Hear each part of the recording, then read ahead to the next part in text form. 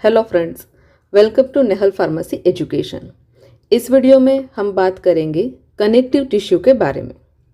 तो सबसे पहले देखेंगे कनेक्टिव टिश्यू क्या है, फिर उसके फंक्शंस क्या हैं, then general feature of connective tissue, connective tissue में कौन कौन से कंपोनेंट प्रेजेंट है, फिर cells of connective tissue, extra cellular matrix of connective tissue and then types of connective tissue.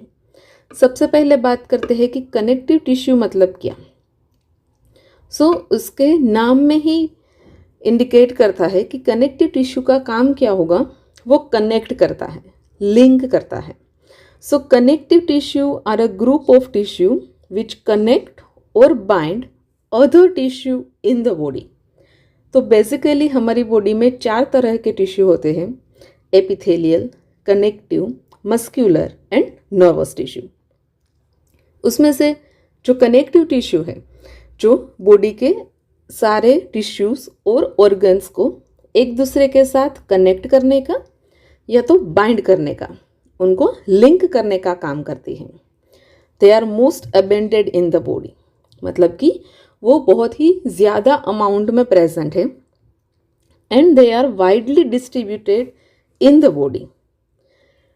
They are highly vascularised, मतलब कि उसमें ब्लड वेसल्स ज़्यादा प्रेजेंट होते हैं। जो एक्सेप्शन है वो है cartilage and the tendons. Cartilage avascular है, मतलब कि वहाँ पे ब्लड वेसल्स ब्लड सप्लाई नहीं करती, और टेंडन्स में स्केंटी ब्लड सप्लाई है, मतलब कि बहुत ही कम अमाउंट में ब्लड सप्लाई होता है टेंडन्स में। जो कनेक्टिव टिश्यू के मेजर फंक्शंस है वो फर्स्ट है बाइंडिंग एंड सपोर्टिंग। तो हमने जैसे बात की कि कनेक्टिव टिश्यू मेन काम कनेक्ट करने का करती है। वो एक ऑर्गन को दूसरे ऑर्गन के साथ कनेक्ट करती है, बाइंड करती है और वो सपोर्ट प्रोवाइड करते हैं। जैसे कि बोन, तो हमारा जो स्केलेटन सिस्टम है जो कि बोन से बना है, तो बोन क्या करता है, हमारी ऑल ओवर बॉडी को सपोर्ट प्रोवाइड करता है। सेकंड फंक्शन है प्रोटेक्शन। तो इसका एग्जांपल देखें तो एक तो फैट टिश्यू जो कि है एडिपोसाइट्स। तो ये फैट टिश्यू क्या करती है, बॉडी के जो अंडरलाइंग स्ट्रक्चर है उसको इंजरी से प्रिवेंट करती है, इंजरी से प्रोटेक्ट करती है। साथ ही में कनेक्टिव टिश्यू में प्रेजेंट होते हैं जो मास्ट सेल एंड मैक्रोफेगस, वो क्या करते हैं, इम्यूनिटी प्रोवाइड करते हैं। तो इस तरह से कनेक्टिव टिश्यू प्रोटेक्शन का काम करती है। थर्ड है इंसुलेटिंग। तो इंसुलेशन का मतलब क्या होता है, जो हीट को कंजर्व करे, मतलब वो हीट को लॉस नहीं होने देता। तो जो एडिपोज टिश्यू है वो हीट को कंजर्व करके रखता है। इस तरह से कनेक्टिव टिश्यू इंसुलेशन का काम भी करेगी। फोर्थ है स्टोरिंग रिजर्व फ्यूल। तो जो एडिपोज टिश्यू है अगेन, वो रिजर्व फ्यूल को स्टोर करती है, मतलब कि जो फैट है, जो ट्राइग्लिसराइड है, उसको वो स्टोर करेगी। तो जब भी बॉडी में अगर ग्लूकोज की कमी हो गई, जब भी बॉडी को ग्लूकोज पूरी तरह से नहीं मिल पा रहा, तब वो ये फैट का, ट्राइग्लिसराइड का यूज़ करेगी for the production of energy. तो इस तरह से कनेक्टिव टिश्यू रिजर्व फ्यूल को स्टोर करती है। एंड नेक्स्ट है transporting substance within the body. For example blood, तो ब्लड क्या करेगा, वो ऑल ओवर बॉडी में ट्रांसपोर्ट वही करता है। किसका, oxygen, carbon dioxide, nutrient, waste product. तो इस तरह से कनेक्टिव टिश्यू है वो ट्रांसपोर्टेशन का काम भी करेगी। ओवरऑल फंक्शन रहेंगे binding and supporting, protection, insulation, storing the reserve fuel and the transportation of substance. अभी बात करते हैं जनरल फीचर्स का। तो कनेक्टिव टिश्यू किससे बनी है, तो कनेक्टिव टिश्यू के 2 बेसिक एलिमेंट है, 2 बेसिक कंपोनेंट हैं। एक तो है सेल और दूसरा है extra cellular matrix. For example, जो टोटल 6 टाइप के सेल प्रेजेंट होते हैं कनेक्टिव टिश्यू में, जैसे कि fibroblast, adipocyte, mast cell, WBC और leucocyte, macrophages and plasma cell. तो इस तरह से ये कनेक्टिव टिश्यू के सेल प्रेजेंट है। फिर सेल के बीच में प्रेजेंट होता है एक्स्ट्रा सेल्यूलर मैट्रिक्स। तो एक्स्ट्रा सेल्यूलर मैट्रिक्स किससे बना है? वो अगेन दो कंपोनेंट से बना है, protein fibre and ground substance. तो एक्स्ट्रा सेल्यूलर के जो प्रोटीन फाइबर्स है वो तीन तरह के हैं, collagen fibre, elastic fibre and reticular fibre. तो इस तरह से ये फाइबर्स प्रेजेंट हो गए और ये वाइडली स्पेस्ड सेल और प्रोटीन फाइबर, इन दोनों के बीच में प्रेजेंट होगा ग्राउंड सब्सटेंस, जो कि बना है water and large organic molecule से, जिसमें प्रेजेंट होते हैं पॉलीसेकेराइड्स एंड द प्रोटीन्स। तो इस तरह से जो कनेक्टिव टिश्यू है उसके दो मेजर कंपोनेंट रहेंगे सेल, जैसे कि यहाँ पे सेल्स प्रेजेंट है, fibroblast, plasma cell, macrophages, adipocytes etcetera. फिर दूसरा है एक्स्ट्रा सेल्यूलर मैट्रिक्स, जो अगेन दो सब्सटेंस से बना है। एक तो है फाइबर्स, तो collagen fibres, then elastic fibre, reticular fibre, और ये फाइबर्स एंड सेल के बीच में जो प्रेजेंट है वो है ग्राउंड सब्सटेंस। अभी ये हर एक कंपोनेंट को हम थोड़ा और डिटेल में देखें।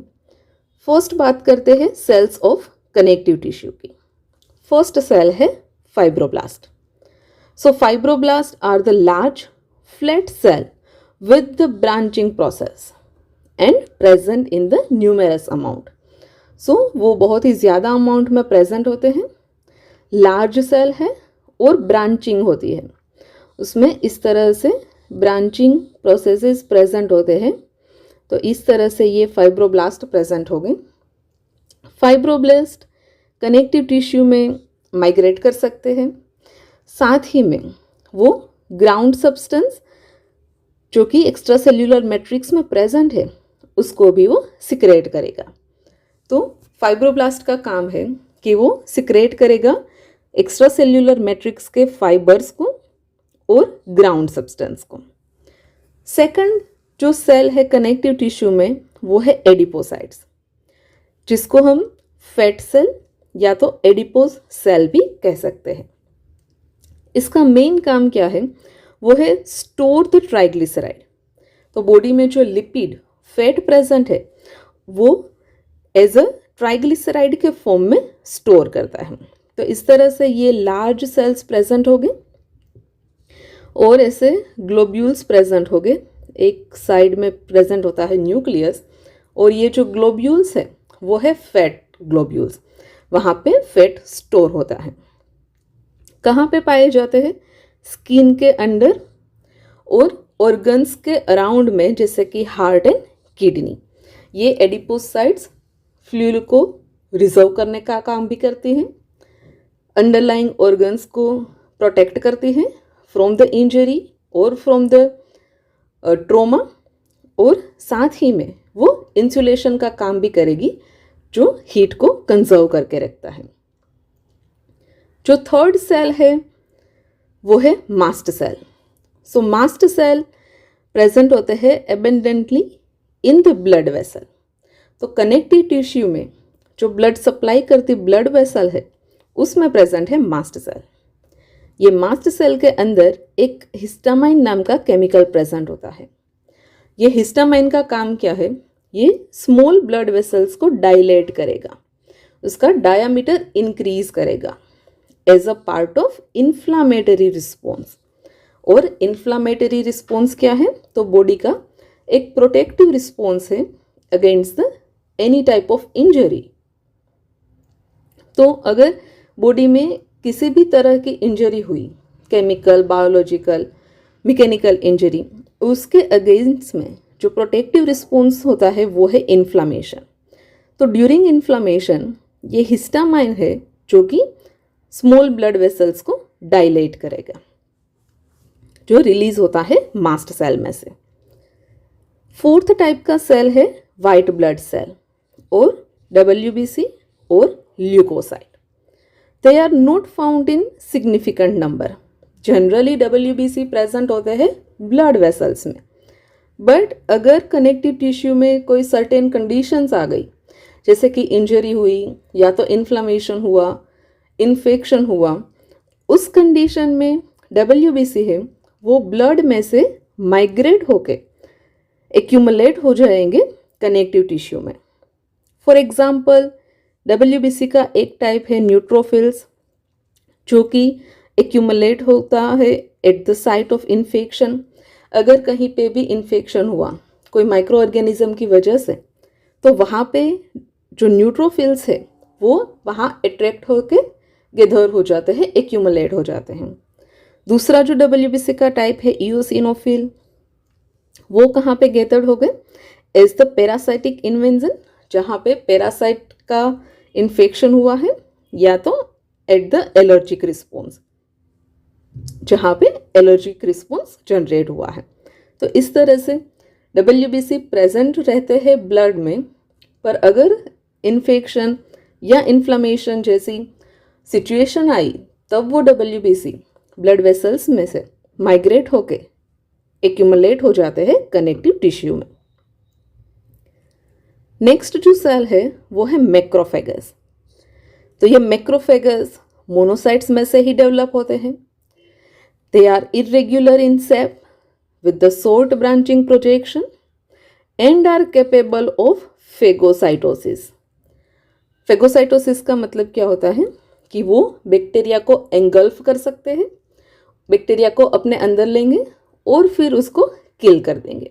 साथ ही में जो सेल्यूलर डेब्रीज है, कोई सेल की डेथ हो गई और वो डेब्रीज है, उसका भी फेगोसाइटोसिस कर सकते हैं मैक्रोफेगस, जो मोनोसाइट्स में से डेवलप हो गए और बैक्टीरिया एंड सेल्यूलर डेब्रीज को वो एंगल्फ करके डिस्ट्रॉय कर सकते हैं, दैट इज फेगोसाइटोसिस। मैक्रोफेगस दो तरह के रहेंगे, fixed macrophages and wandering macrophages. Fixed macrophages किसी भी एक टिश्यू में, ऑर्गन्स में रिसाइड्स करते हैं, वहाँ पे वो फिक्स रहते हैं कि उनका लोकेशन वहीं पे ही। जैसे कि स्प्लेनिक मैक्रोफेगस, तो वो स्प्लीन में ही प्रेजेंट रहेंगे। एल्वियोलर मैक्रोफेगस, तो वो लंग में ही प्रेजेंट रहेंगे। दूसरे तरह के जो मैक्रोफेगस है वो है वेंडरिंग मैक्रोफेगस, तो वो पूरी बॉडी में इधर उधर घूमते रहते हैं और जहाँ पे भी रिक्वायरमेंट रहेगी, इन्फेक्शन हुआ तो वहाँ पे मैक्रोफेगस है वो at the site of injury, infection और इन्फ्लामेशन, वहाँ पे वो गैदर्ड हो जाते हैं और अपना फेगोसाइटोसिस का काम करेंगे। नेक्स्ट सेल है plasma cell. Plasma cell are developed from the type of beta lymphocyte. तो जो बीटा लिम्फोसाइट्स हैं उसमें से डेवलप होते हैं plasma cell. Plasma cell secrete करते हैं एंटीबॉडीज। एंटीबॉडीज क्या है? एक तरह के प्रोटीन्स हैं जो कि फॉरेन सब्सटेंस, मतलब कि एंटीजन, उनके सामने अटैक करते हैं और उसको न्यूट्रलाइज करते हैं, उसको डिस्ट्रॉय करते हैं।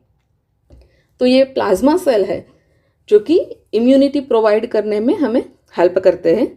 वो किसी भी एंटीजन के सामने अटैक करेंगे और उसको डिस्ट्रॉय करेंगे, क्योंकि प्लाज्मा सेल में से सिक्रेट होते हैं एंटीबॉडीज। तो इस तरह से टोटल 6 टाइप के सेल प्रेजेंट होते हैं कनेक्टिव टिश्यू में।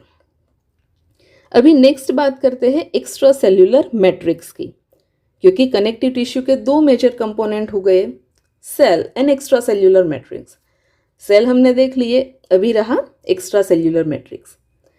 एक्स्ट्रा सेल्यूलर मैट्रिक्स कहाँ पे प्रेजेंट है? तो वाइडली स्पेस्ड सेल के बीच में। और एक्स्ट्रा सेल्यूलर मैट्रिक्स भी अगेन 2 मेजर कंपोनेंट से बना है। एक तो है ग्राउंड सब्सटेंस, दूसरा है फाइबर्स, प्रोटीन फाइबर्स। तो पहला कंपोनेंट है ग्राउंड सब्सटेंस।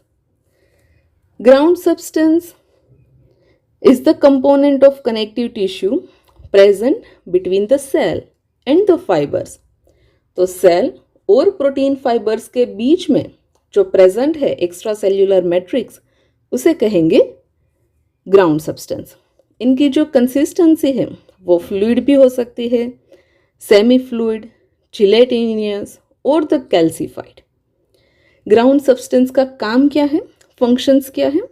वो सेल को सपोर्ट करेंगे, उसको बाइंड करेंगे, वाटर को स्टोर करेंगे and provide a medium through which substance are exchanged between the blood and the cell.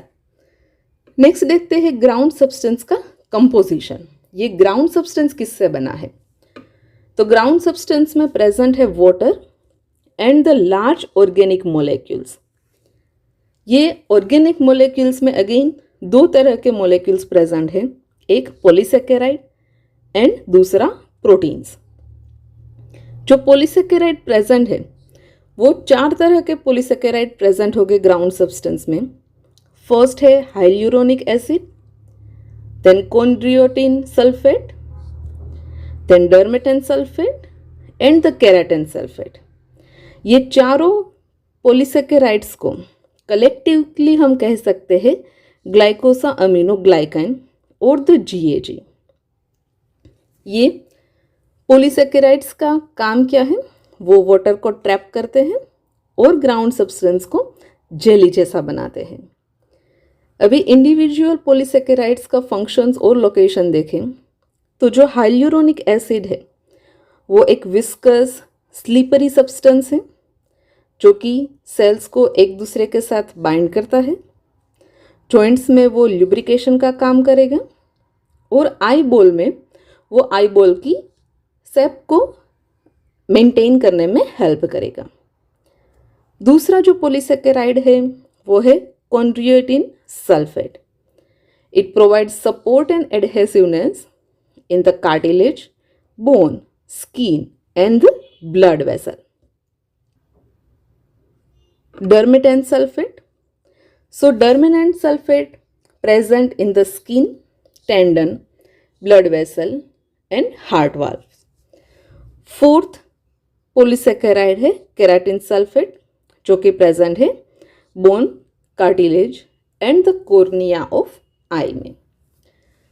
Next जो ग्राउंड सब्सटेंस में प्रेजेंट है वो है प्रोटीन्स, क्योंकि ग्राउंड सब्सटेंस किससे बना है? एक वाटर, दूसरा है पॉलीसेकेराइड एंड थर्ड है प्रोटीन्स। तो ये प्रोटीन्स का काम क्या है? They are responsible for linking the component of ground substance to one another and to the surface of cell. Major adhesion protein है फाइब्रोनेक्टिन। तो इस तरह से ग्राउंड सब्सटेंस बना है वाटर, पॉलीसेकेराइड्स एंड प्रोटीन से। नेक्स्ट बात करते हैं फाइबर्स की। तो एक्स्ट्रा सेल्यूलर का जो दूसरा कंपोनेंट, ग्राउंड सब्सटेंस के अलावा जो कंपोनेंट प्रेजेंट है वो है fibres. There are 3 type of fibres embedded in the extra cellular matrix. They are collagen fibre, elastic fibre and the reticular fibre. ये फाइबर्स का काम क्या है? It provide strength and support to the connective tissue.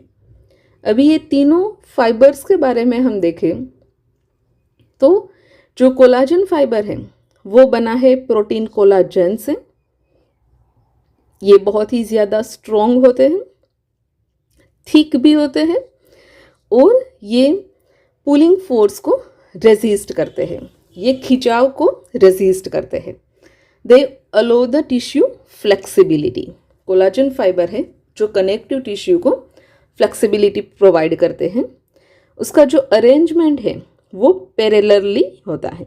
तो इस तरह से ये थोड़े थिक फाइबर पैरेलरली अरेंज होते हैं कोलाजन फाइबर, और ये पाए जाते हैं bone, cartilage, tendon and the ligaments में।